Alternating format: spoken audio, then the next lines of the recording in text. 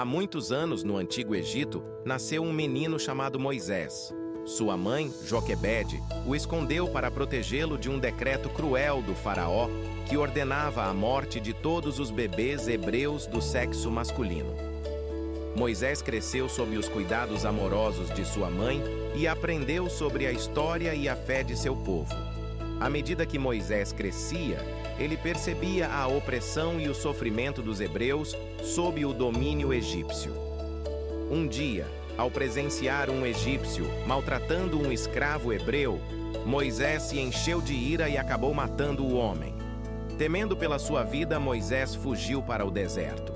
Lá, Moisés encontrou refúgio e trabalho como pastor. Durante muitos anos, ele vagou pelos vastos desertos, refletindo sobre sua vida e seu propósito. Um dia, enquanto cuidava das ovelhas nas montanhas, Moisés viu uma visão extraordinária. Uma sarça ardente que não se consumia.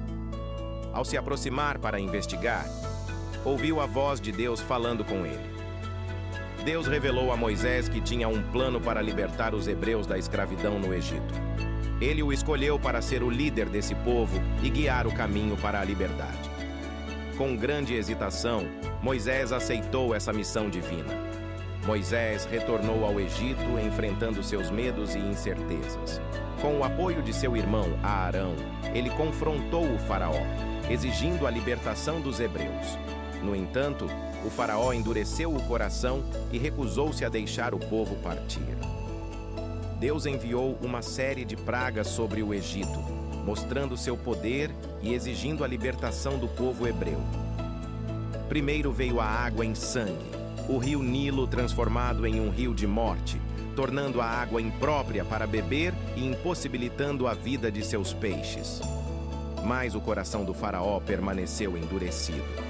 Então, uma praga de rãs cobriu a terra, invadindo casas e campos, uma praga tão invasiva que até os próprios sacerdotes egípcios se ajoelharam diante do poder de Deus.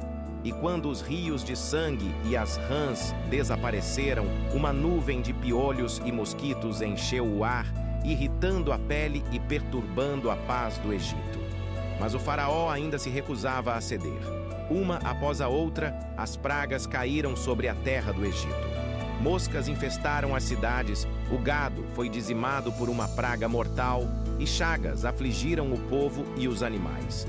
Então veio o granizo, uma tempestade furiosa que destruiu as plantações e as colheitas, deixando a terra do Egito desolada.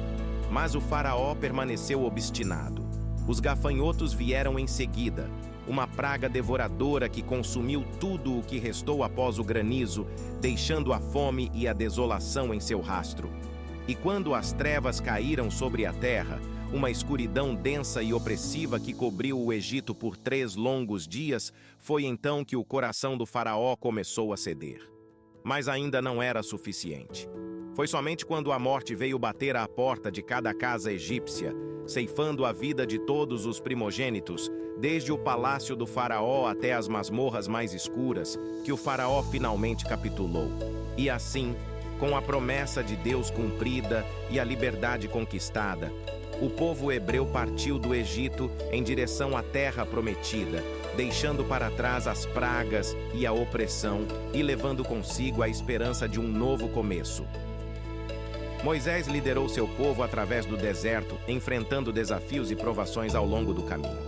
Ele recebeu os 10 mandamentos no Monte Sinai, estabelecendo as leis e os princípios que guiariam o povo hebreu em sua jornada.